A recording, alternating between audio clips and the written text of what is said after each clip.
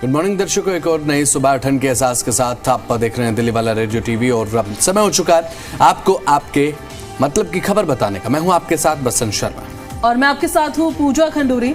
आपको खबरें बताएंगे हम रेडियो और टीवी के एक गजब कॉम्बिनेशन में, एक अनोखे लहजे में, एक अलग अंदाज में, जहां आपको खबरें सुनाएंगे भी, साथ ही खबरें दिखाएंगे भी। आप ही की गलियों से लेकर आपके दिन भर तक की कहानी होगी, पल पल की हलचल के साथ। यहाँ हर खबर आपके मतलब की होगी। तो चलिए इसी के साथ शुरू करते हैं दिल्ली वाला रेडियो टीवी।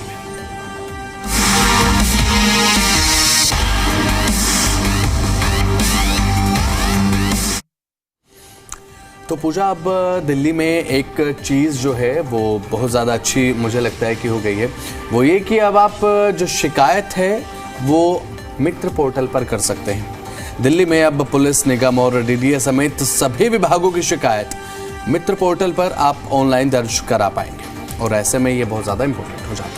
बिल्कुल, देखिए, जहाँ पर फोटो वीडियो अपलोड करने और समाधान ना होने पर वरिष्ठ अधिकारियों से अपील की सुविधा भी मिलेगी।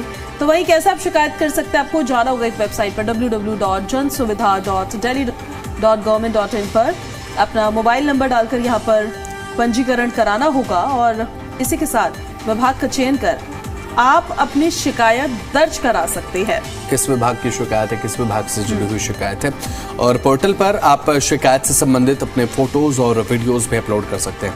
ये बहुत महत्वपूर्ण है। कभी कभी होता है कि आपको चक्कर काटने पड़ते हैं और ये तो बहुत ज़्यादा देखा जाता है कि आप जब सरकारी दफ्तरों के चक्कर काटते हैं तो आप ही को समझ में आता है कि कितनी ज़्यादा दिक्कतें होती है। किराया भी लगता है भाई जाने आने में, और उसके बाद भी शिकायत का समाधान ना हो तो फिर उसके बाद होता है कि भाई हो सकता है कि कुछ ऐसी कोई कंडीशन हो कि शिकायत का समाधान ना हो। तो आप देखिए, बिजली, पानी, स्वच्छता, यातायात, पार्किंग, ऐसे कई मुद्दे हैं जिसको लेकर शिकायत कर सकते हैं।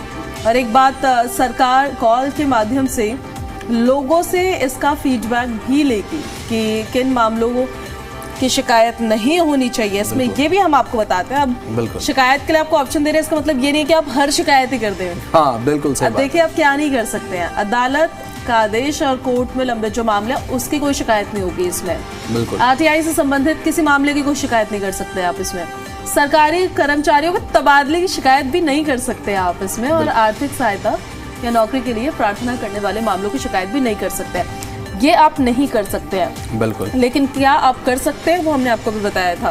बिल्कुल, जो तमाम मुद्दे हैं उनसे रिलेटेड जो शिकायतें आप कर सकते हैं, जैसे पार्किंग की शिकायत एक राजधानी दिल्ली में आमतौर पर देखने को मिल जाती है। पूजा, पार्किंग की शिकायत हो गई, कहीं पानी नहीं आ रहा, इस तरीके की शिकायत, बिजली आपूर्ति को लेकर ये जो शिकायतें हैं वो आप कर सकते हैं। और jansunwai.delhi.gov.in पर आप जा सकते हैं। अधिकारिक वेबसाइट पर जाकर आपको पंजीकरण इन शॉर्ट मतलब जो आम दिनों में हम जिन इश्यूज को फेस करते हैं उनकी शिकायत आप कर सकते हैं, क्योंकि ये पोर्टल जो है ये आपकी सुविधा के लिए है। ऐसी सुविधा के लिए कि जो छोटे मोटे इश्यूज ऐसे होते थे कि जिनको कंसीडर नहीं किया जाता था, ज्यादा ध्यान नहीं दिया जाता था, वो आप यहाँ पर रजिस्ट्रेशन करके शिकायतें दर्ज करा सकते हैं और उनका समाधान किया जाएगा। और मुझे लगता है कि ये बहुत ज़्यादा इसलिए ज़रूरी हो जाता है कि अब आम लोग शिकायत करने के चक्कर में कभी कभी ऐसा होता है कि नहीं जाते हैं, सरकारी दफ्तरों में नहीं जाते हैं कि भाई जाना आना होगा, उसके बाद शिकायत का समाधान हो या ना हो। कितना लेट भी तो होता है अगर आप ये तो दफ्तरों में जाएं। ये तो है,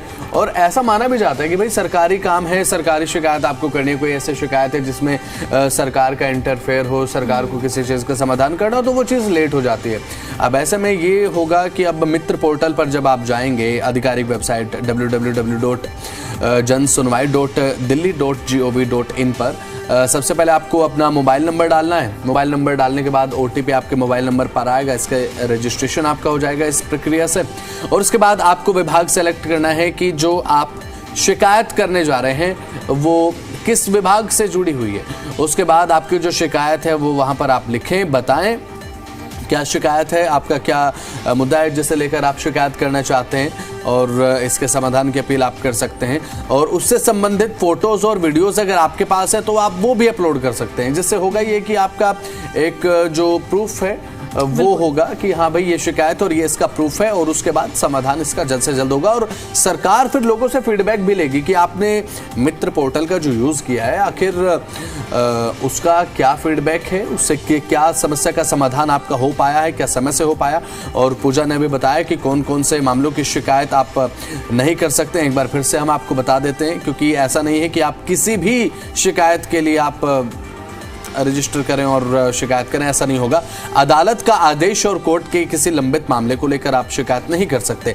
आरटीआई से संबंधित किसी मामले को लेकर शिकायत आप नहीं कर सकते। सरकारी कर्मचारियों के तबादले को लेकर या फिर उनकी सर्विसेज से जुड़े मामले को लेकर शिकायत नहीं कर सकते। आर्थिक सहायता या फिर नौकरी के लिए प्रार्थना करने वाले मामले को लेकर आप इस तरीके की कोई भी अपील नहीं कर सकते कि आपके पास पैसे नहीं है तो मेरी शिकायत है कि मुझे पैसे उपलब्ध कराए जाए, ऐसा नहीं होगा। तो चलिए इसी के साथ आगे बढ़ते हैं पूजा। और दिल्ली वालों, जाम में फंस कर जिनकी जिंदगी पॉडकास्ट बन चुकी थी, उनके लिए राहत की ब्रेकिंग है। बिल्कुल। और आउटर रिंग रोड, जहां गाड़ियां कम और धैर्य ज्यादा चलता है, अब बदलने जा रहा है। पीडब्ल्यूडी ने केशवपुर डिपो से हैदरपुर तक नए फ्लाईओवर का प्लान बना दिया है, और इसके लिए 9 करोड़ की अब फिजिबिलिटी स्टडी भी अब पास हो चुकी है। यानी कि अब जाम जाएगा नहीं, लेकिन उम्मीद ज़रूर एक जग गई है। अभी फिलहाल जाम जाने में कुछ वक्त लग सकता है, लेकिन बात ये वही इलाका है जहाँ पर लोग कहते हैं भाई गूगल मैप भी हार मान जाता है, और ये सच है। जब आप रिंग रोड के आसपास होते हैं उसके बाद आपका कितना ट्रैफिक होता है, बहुत ज़्यादा ट्रैफिक होता है भाई। और अब सरकार का ये दावा है कि घंटों का सफ़र मिनटों में बदलेगा, लेकिन बदलेगा कब, ये आने वाला समय बताएगा। सिग्नल कम होंगे और साथ ही हॉर्न का शोर भी थोड़ा आपको अब कम सुनाई देगा।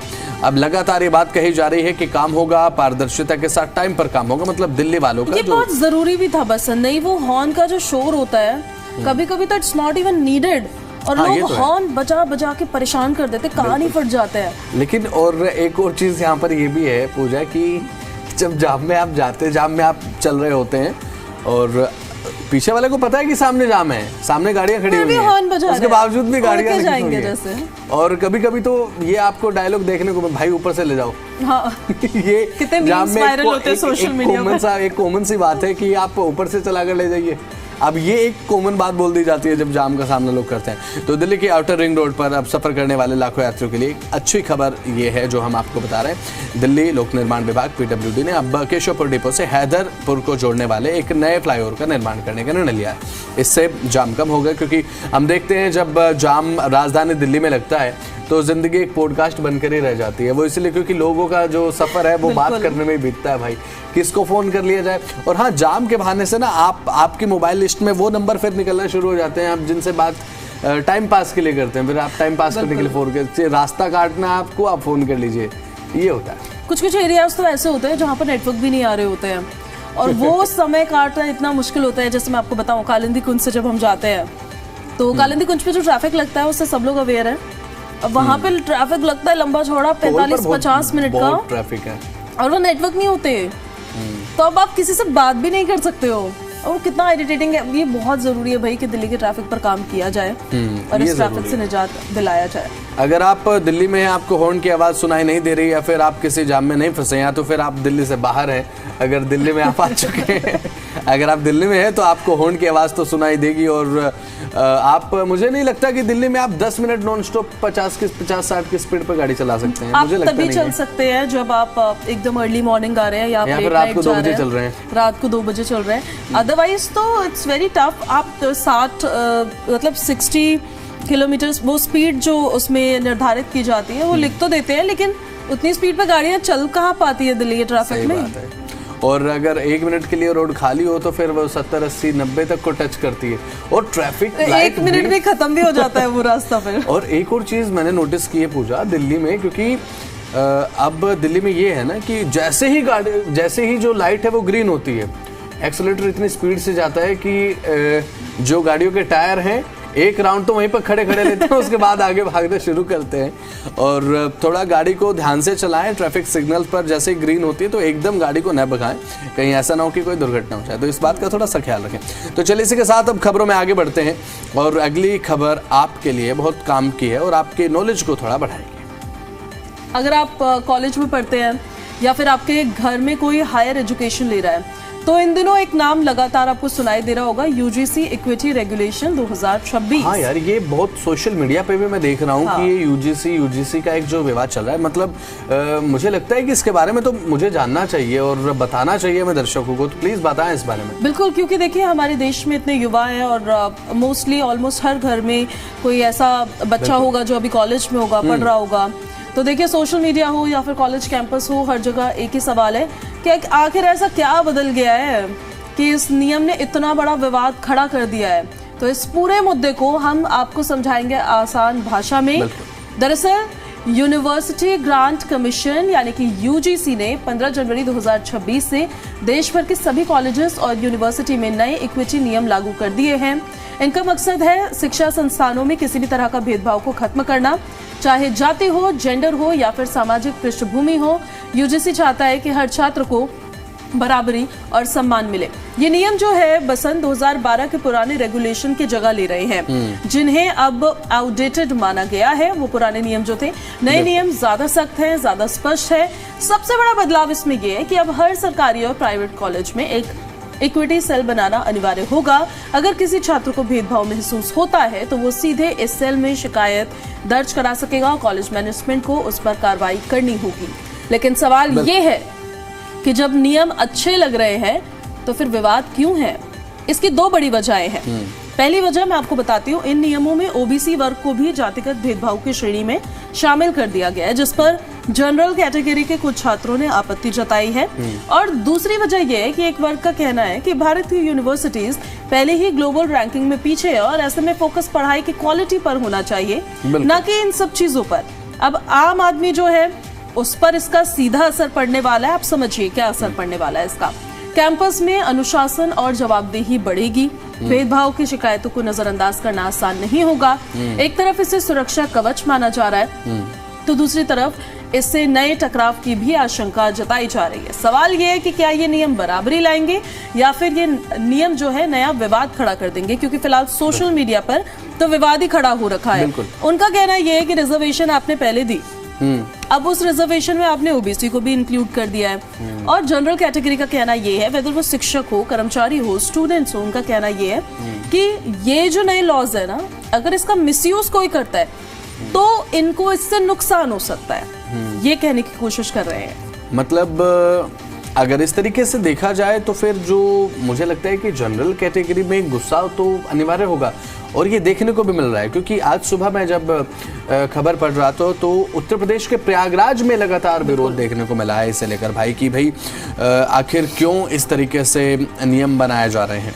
और इसी को लेकर यहाँ पर कई ऐसे देखने को मिले, कई पॉलिटिक्स से जुड़े हुए रेजिग्नेशंस भी देखने को मिले हैं। भारतीय जनता पार्टी से अगर मैं बात करूँ तो उत्तर प्रदेश का जिक्र हम कर रहे हैं, लेकिन ये विवाद जो यूजीसी का पूजा ने बताया, मुझे लगता है कि इस पर डिस्कस करना इसलिए भी ज़्यादा ज़रूरी है क्योंकि आपको पता होना चाहिए कि ये यूजीसी विवाद आखिर क्या है। अब ऐसे में बात अगर करें तो जनरल कैटेगरी के जो छात्र हैं वो लगातार इस पर विरोध जताते हुए नजर आ रहे हैं, क्योंकि उन्हें कहीं ना कहीं एक असंतोष की भावना है और एक इस तरीके की भावना है कि हमें इग्नोर किया जा रहा है। मुझे लगता है कि एक वो भावना इस समय जो जनरल कैटेगरी के छात्र हैं वो महसूस कर रहे होंगे। पूजा बिल्कुल, अब वो चाहते क्या है ना, वो ये चाहते हैं कि चलिए जो भेदभाव अगर होता है वो गलत बात है, नहीं होना चाहिए, कहीं नहीं होना चाहिए। अगर कोई शिकायत कर रहा है तो आप उस पर एक्शन लीजिए ना, किसने मना किया आपको एक्शन लेने के लिए। लेकिन उसके लिए जनरल कैटेगरी के जितने भी लोग हैं, जितने भी स्टूडेंट्स हैं, उनके जहन में अगर ये चीज पनपेगी कि हमारे साथ भेदभाव हो रहा है, हमारे साथ गलत हो रहा है, क्योंकि अगर कोई मिसयूज कर लेता है तो ये ठीक नहीं है। आपको एक्शन लेना चाहिए। अगर कुछ गलत हो रहा है तो आप एक्शन लीजिए। उसके लिए आपको किसी को और रिजर्वेशन देने की जरूरत नहीं है। They are trying to say that only कि आप को संरक्षित करना चाहिए बिल्कुल सबके अधिकारों को, लेकिन इसका मतलब ये नहीं है कि आप हमारे साथ गलत करें, क्योंकि भेदभाव तो यार किसी के भी साथ हो सकता है। बिल्कुल सही बात है, Isn't it? और ये केवल ये नहीं है कि केवल जाति के आधार पर आप भेदभाव कर रहे हैं। भेदभाव अलग अलग तरीके से होता है। फाइनेंस, फाइनेंशियल स्टेटस, हर चीज के हिसाब से भेदभाव हो जाता है, जो गलत है, नहीं होना चाहिए। लेकिन उसके लिए आपको जो काम करना है वो एक्शन पर काम करना है। आपको उसके लिए काम रिजर्वेशन देने पर काम नहीं करना है। और कॉलेजेस है तो कॉलेजेस में क्वालिटी ऑफ एजुकेशन पर काम करना है। बिल्कुल। और यहाँ पर एक चीज़ ये है, फॉर एग्जांपल अगर मेरे साथ कुछ गलत हो रहा है या फिर पूजा के साथ कुछ गलत हो रहा है, फिर हम दोनों के साथ अगर कुछ गलत हो रहा है, अगर उसका समाधान करने में भी आप ये देखेंगे कि हमारी जाति क्या है, तो मुझे लगता है वो ठीक नहीं है। गलत चाहे किसी के साथ भी हो, उसका समाधान बराबरी के साथ होना चाहिए। उसमें आप ये नहीं देख सकते कि ये जनरल कैटेगरी से इसकी शिकायत को लाइटली लिया जाएगा, ये ओबीसी से इसकी शिकायत को सीरियसली लिया जाएगा। तो इसे लेकर थोड़ा एक विवाद गलत होता है। हाँ, और गलत पर एक्शन भी बराबरी का ही होना चाहिए और उसके लिए कोई क्लासिफिकेशन नहीं होनी चाहिए ऐसे कि कोई किसी कैटेगरी का है। तो बिल्कुल सही बात बोली आपने और बहुत इंपॉर्टेंट पॉइंट बोला है ये कि कोई एक स्पेसिफिक कैटेगरी का है तो आप उसकी बात सुनेंगे और दूसरा उस स्पेसिफिक कैटेगरी का नहीं है तो आप उसकी बात नहीं सुनेंगे। बिल्कुल। और तो चलिए, हमने आपको बताया कि यूजीसी विवाद आखिर क्या चल रहा है, तो आपको अब पता है कि यूजीसी विवाद आखिर क्या है और आपने इसके बारे में जान लिया है। तो चलिए इसी के साथ खबरों में आगे बढ़ते हैं। तो दिल्ली वालों, अगर आज आपको ये लग रहा है कि हवा नहीं स्मोक सिग्नल चल रहा है, तो आप बिल्कुल सही महसूस कर रहे हैं इस बारे में कि हाँ, स्मोक सिग्नल चल रहा है। प्रदूषण इज बैक। प्रदूषण ने कहा था मैं लौट कर आऊंगा, मेरी वापसी होगी, थोड़ा इंतजार कीजिएगा, और वो इंतजार अब खत्म हो चुका है। पोल्यूशन आ चुका है, पोल्यूशन इज बैक, जैसा कि पूजा ने कहा। राजधानी में अब पोल्यूशन लेवल 300 के पार पहुंच चुका है। सांस लेना अब योगा नहीं बल्कि चैलेंज बन चुका है। बिल्कुल। अगर आप बाहर निकलोगे तो आंखों में आपको जलन फिर महसूस होगी, गले में खराश होगी और मास्क ऐसा लग रहा है कि अब आपको मास्क फिर से निकाल लेने चाहिए अपने, जो आपने अपने पॉकेट में डाल दिए थे। और मास्क अब तो एक मास्क नहीं, एक नई एसेसरी बन गया है वो। हाँ, बिल्कुल, जो हमारे पास हमेशा होना चाहिए। डॉक्टर्स का भी कहना है कि बिना जरूरत घर से बाहर ना निकले। दिल्ली वाले कह रहे हैं कि भाई जरूरत तो रोज ही बाहर निकलने की पड़ती है, तो ऐसे में क्या करें। सवाल वही पुराना है, गाड़ियों का धुआं, कंस्ट्रक्शन की धूल या मौसम की मार, वजह जो भी हो, असर सीधा फेफड़ों पर पड़ रहा है। बिल्कुल। और अभी मैं सोशल मीडिया को जब देख रहा था, चेक कर रहा था कि भाई हमें कौन कौन सी जो खबरें हैं दिल्ली वालों के लिए बतानी है, तो वहाँ पर एक बहुत हास्यास्पद बात मैंने देखी कि आपको ना अब जिम जाने की ज़रूरत नहीं है दिल्ली में। अगर आप 1 किलोमीटर अगर पैदल चलेंगे, आपके फेफड़ों की एक्सरसाइज हो जाती है। हाँ, बिल्कुल सही आपने कहा कि फेफड़ों की आपकी एक्सरसाइज हो जाएगी। बिना मास्क के चलना होगा, शर्त ये है बिना मास्क के आप चलेंगे खुले में दिल्ली में, आप चल लीजिए 1 किलोमीटर टहल लीजिए, आपके फेफड़ों की एक्सरसाइज हो जाएगी भाई। और सवाल जैसा कि पूजा ने बताया यही है कि आखिर किस कारण से प्रदूषण फैल रहा है और प्रदूषण कम होगा तो कब होगा। अब फिलहाल सलाह यही है कि खिड़कियां बंद रखें, मास्क ऑन रखें, लगा कर रखें, उम्मीद जिंदा रखें कि पोल्यूशन से राहत मिलेगी। उम्मीद ना हारे, उम्मीद पर दुनिया कायम है। लेकिन सवाल यह है कि पोल्यूशन आखिर कम होगा तो कब। अब हवा बदलने को लेकर लगातार हम बात करते हैं, हवा की जो गुणवत्ता है वो मुझे लगता है आज थोड़ा कम हो जाएगा ये, क्योंकि आज बारिश को लेकर अलर्ट जारी किया गया है। हाँ, और खबर भी हम आपको अब यही बताने वाले हैं कि बारिश को लेकर क्या एक लगातार खबर है। अब बारिश का यू टर्न देखने को मिलेगा आपको मैदानी इलाकों में, और पहाड़ी इलाकों में रहते हैं तो बर्फबारी के लिए एक बार फिर तैयार रहिए। दिल्ली एनसीआर हरियाणा में शीतलहर लगातार जारी है और एक बार फिर से मौसम का मिजाज बदलेगा। 27 फरवरी से फिर से बारिश।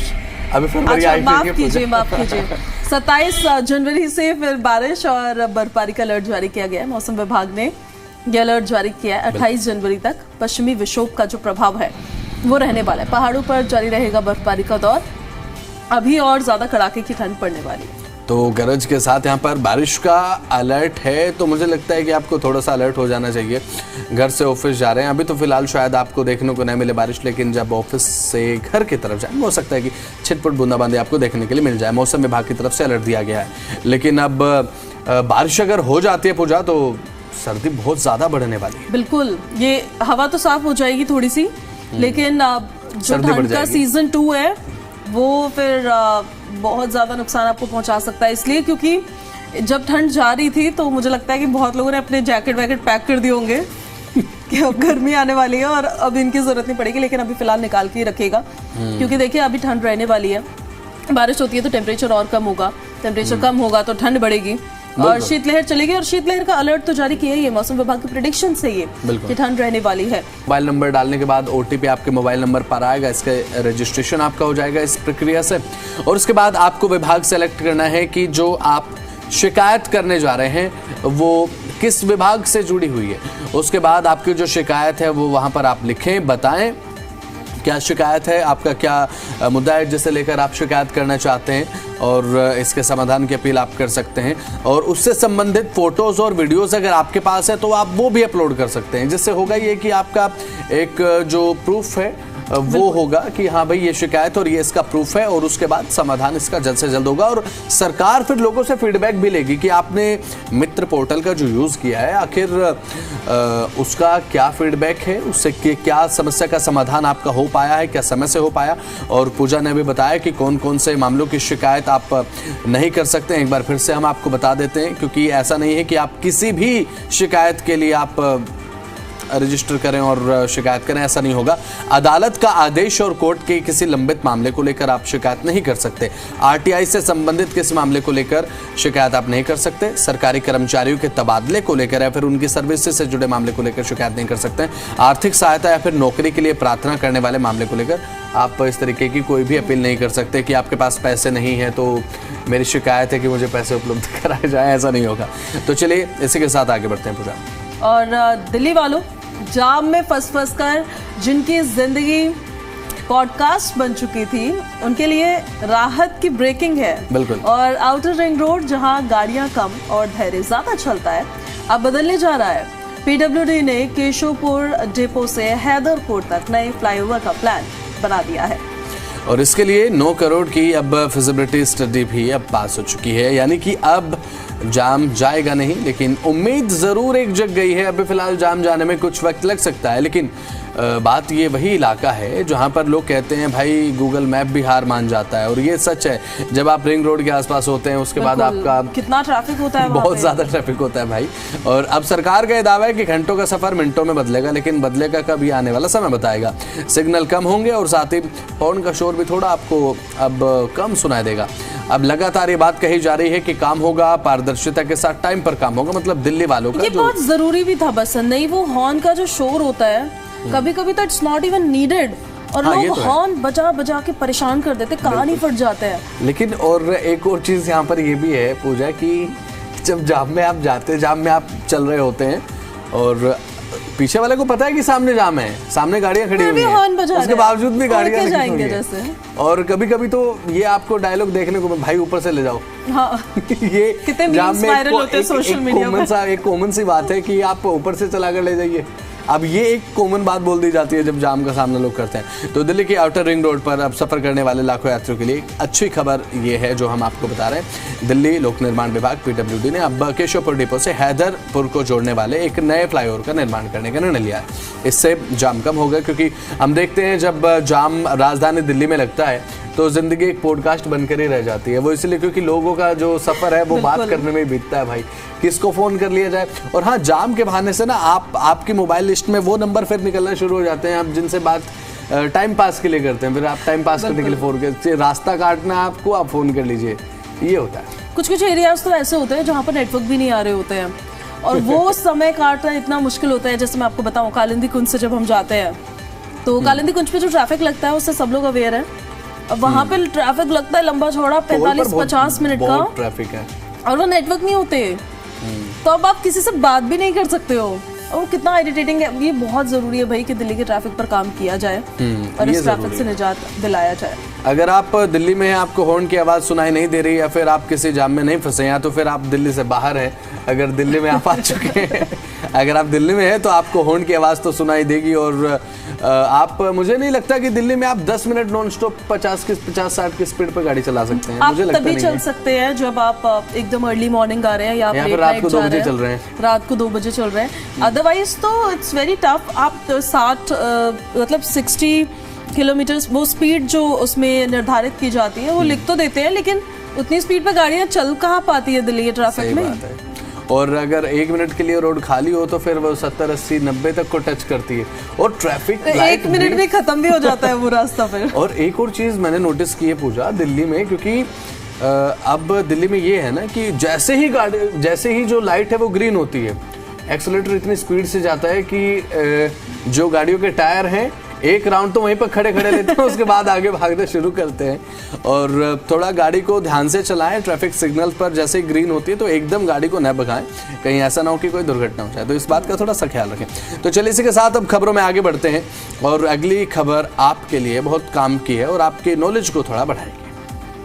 अगर आप कॉलेज में पढ़ते हैं या फिर आपके घर में कोई हायर एजुकेशन ले रहा है तो इन दिनों एक नाम लगातार आपको सुनाई दे रहा होगा, यूजीसी इक्विटी रेगुलेशन 2026। हाँ यार, ये बहुत सोशल मीडिया पे भी मैं देख रहा हूँ कि ये यूजीसी का एक जो विवाद चल रहा है, मतलब मुझे लगता है कि इसके बारे में तो मुझे जानना चाहिए और बताना चाहिए मैं दर्शकों को, तो प्लीज बताएं इस बारे में। बिल्कुल, क्योंकि देखिए हमारे देश में इतने युवा हैं और मोस्टली ऑलमोस्ट हर घर में कोई ऐसा बच्चा होगा जो अभी कॉलेज में होगा, पढ़ रहा होगा।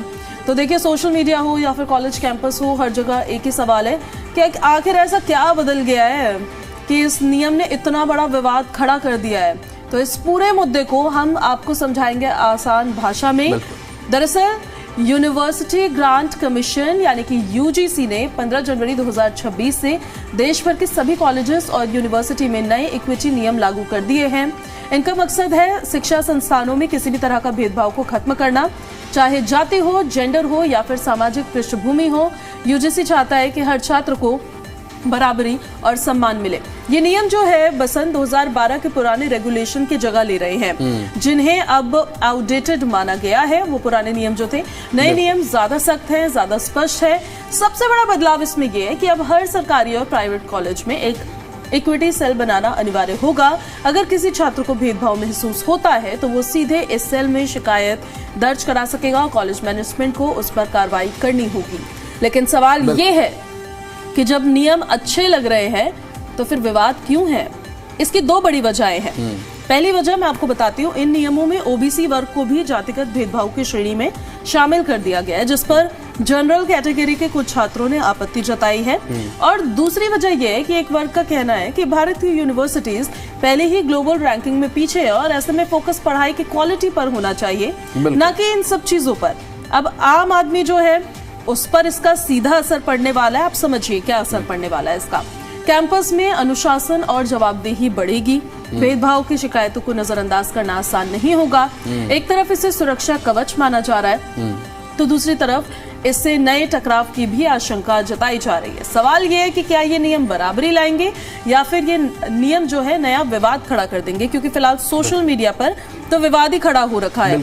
उनका कहना ये है कि रिजर्वेशन आपने पहले दी, अब उस रिजर्वेशन में आपने ओबीसी को भी इंक्लूड कर दिया है। और जनरल कैटेगरी का कहना ये है, वेदर वो शिक्षक हो, कर्मचारी हो, स्टूडेंट्स हो, उनका कहना ये है कि ये जो नए लॉज है ना, अगर इसका मिसयूज कोई करता है तो इनको इससे नुकसान हो सकता है, ये कहने की कोशिश कर रहे हैं।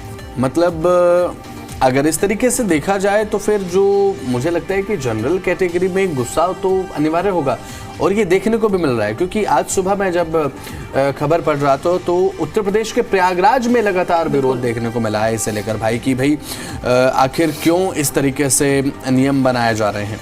और इसी को लेकर यहाँ पर कई ऐसे देखने को मिले, कई पॉलिटिक्स से जुड़े हुए रेजिग्नेशंस भी देखने को मिले हैं। भारतीय जनता पार्टी से अगर मैं बात करूँ तो उत्तर प्रदेश का जिक्र हम कर रहे हैं, लेकिन ये विवाद जो यूजीसी का पूजा ने बताया, मुझे लगता है कि इस पर डिस्कस करना इसलिए भी ज़्यादा ज़रूरी है क्योंकि आपको पता होना चाहिए कि ये यूजीसी विवाद आखिर क्या है।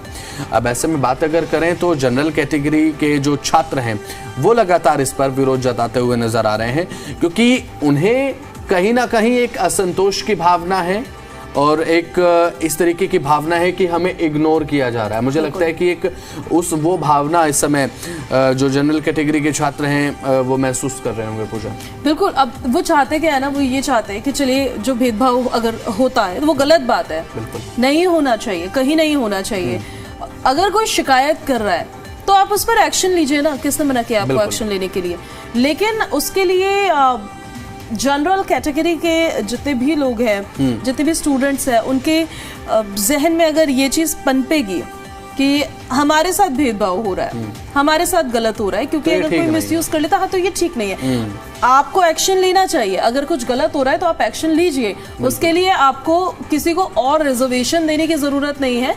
They are trying to say that only कि आप सबको संरक्षित करना चाहिए, बिल्कुल सबके अधिकारों को, लेकिन इसका मतलब ये नहीं है कि आप हमारे साथ गलत करें, क्योंकि भेदभाव तो यार किसी के भी साथ हो सकता है। बिल्कुल सही बात है, Isn't it? और ये केवल ये नहीं है कि केवल जाति के आधार पर आप भेदभाव कर रहे हैं। भेदभाव अलग अलग तरीके से क्लास, होता है। फाइनेंस, फाइनेंशियल स्टेटस, हर चीज के हिसाब से भेदभाव हो जाता है, जो गलत है, नहीं होना चाहिए। लेकिन उसके लिए आपको जो काम करना है वो एक्शन पर काम करना है, आपको उसके लिए काम रिजर्वेशन देने पर काम नहीं करना है। और कॉलेजेस है तो कॉलेजेस में क्वालिटी ऑफ एजुकेशन पर काम करना है। बिल्कुल। और यहाँ पर एक चीज़ ये है, फॉर एग्जांपल अगर मेरे साथ कुछ गलत हो रहा है या फिर पूजा के साथ कुछ गलत हो रहा है, फिर हम दोनों के साथ अगर कुछ गलत हो रहा है, अगर उसका समाधान करने में भी आप ये देखेंगे कि हमारी जाति क्या है, तो मुझे लगता है वो ठीक नहीं है। गलत चाहे किसी के साथ भी हो, उसका समाधान बराबरी के साथ होना चाहिए। उसमें आप ये नहीं देख सकते कि ये जनरल कैटेगरी से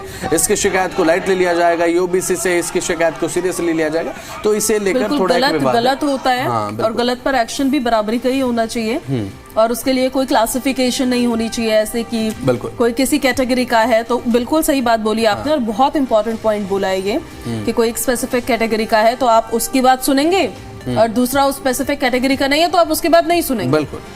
और तो चलिए, हमने आपको बताया कि यूजीसी विवाद आखिर क्या चल रहा है, तो आपको अब पता है कि यूजीसी विवाद आखिर क्या है और आपने इसके बारे में जान लिया है। तो चलिए इसी के साथ खबरों में आगे बढ़ते हैं। तो दिल्ली वालों, अगर आज आपको ये लग रहा है कि हवा नहीं स्मोक सिग्नल चल रहा है, तो आप बिल्कुल सही महसूस कर रहे हैं इस बारे में कि हाँ, स्मोक सिग्नल चल रहा है। प्रदूषण इज बैक।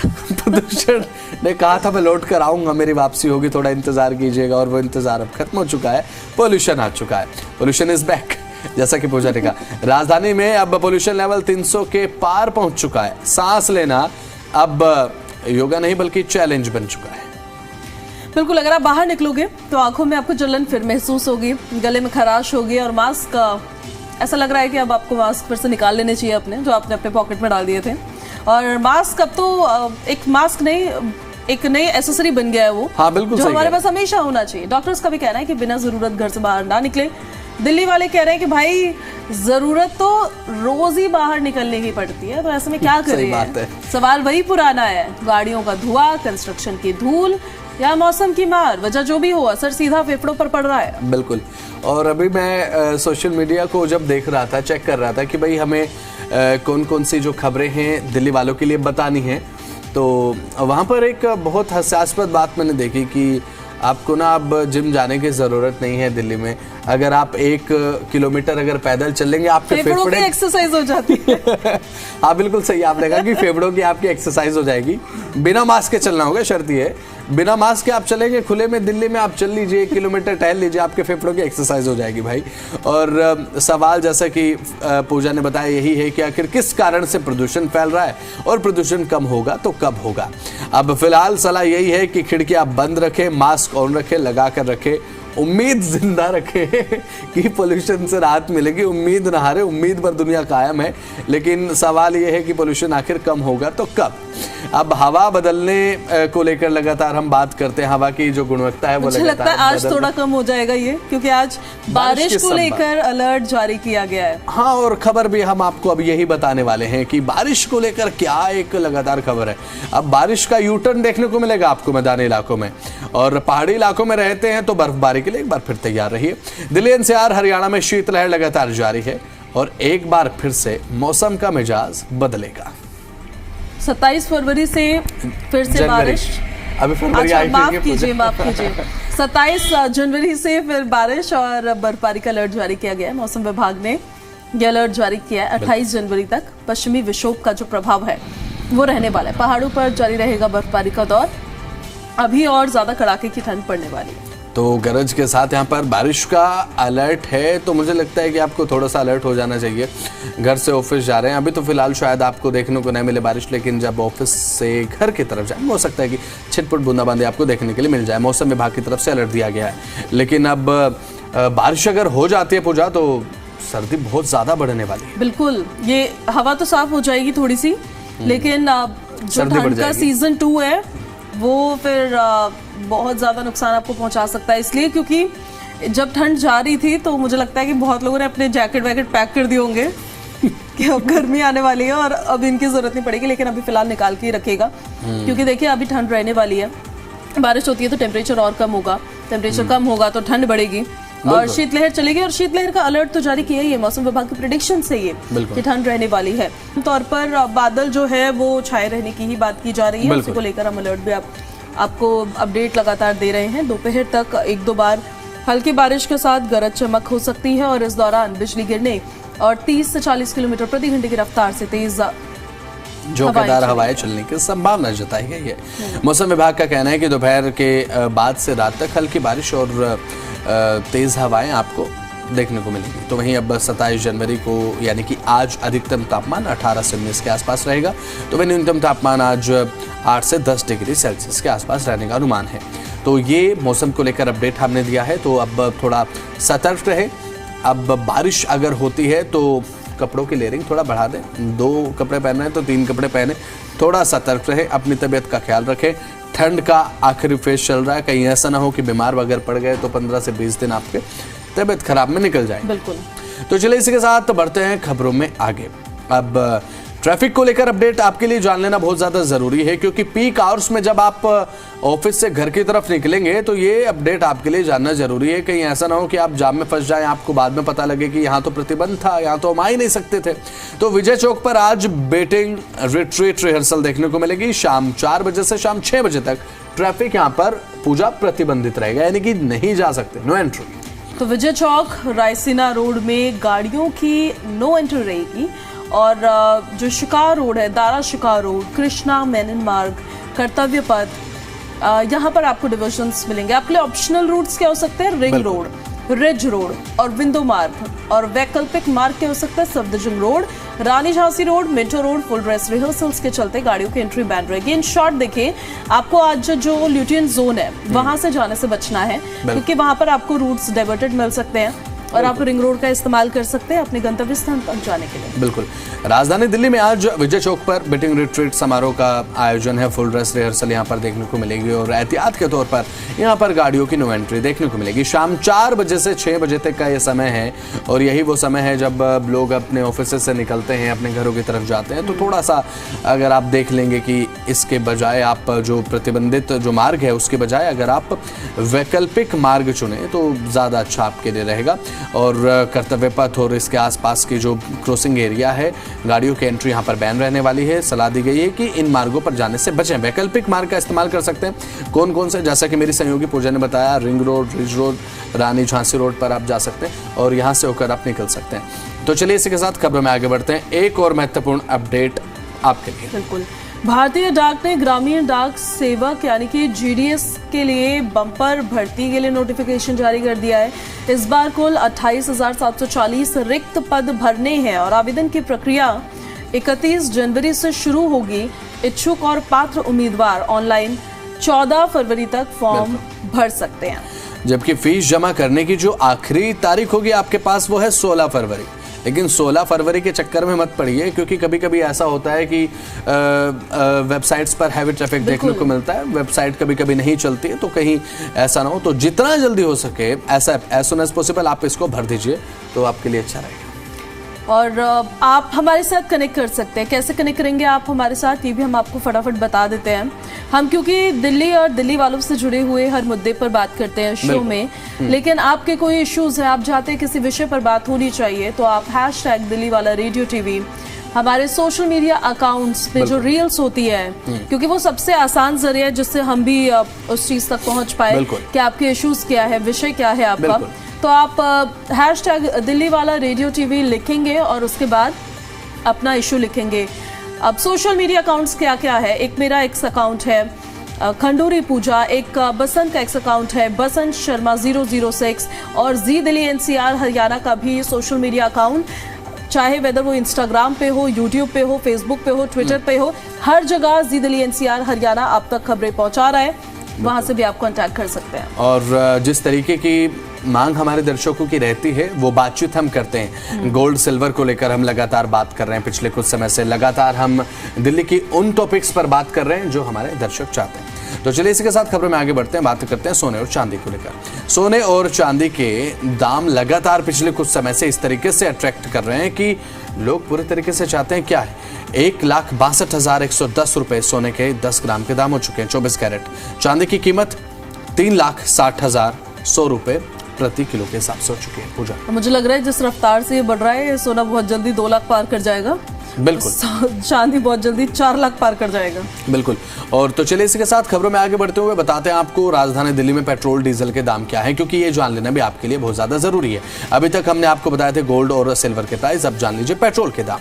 पेट्रोल के दाम दिल्ली में है 94 रुपए 77 पैसे, तो वहीं डीजल के दाम है 87.67, सीएनजी के दाम है 77.09 प्रति केजी, और नोएडा में पेट्रोल की कीमत है 94 रुपए 87 पैसे प्रति लीटर के हिसाब से। ये पेट्रोल डीजल के दाम आपकी स्क्रीन पर हैं दिल्ली, गुरुग्राम और नोएडा के।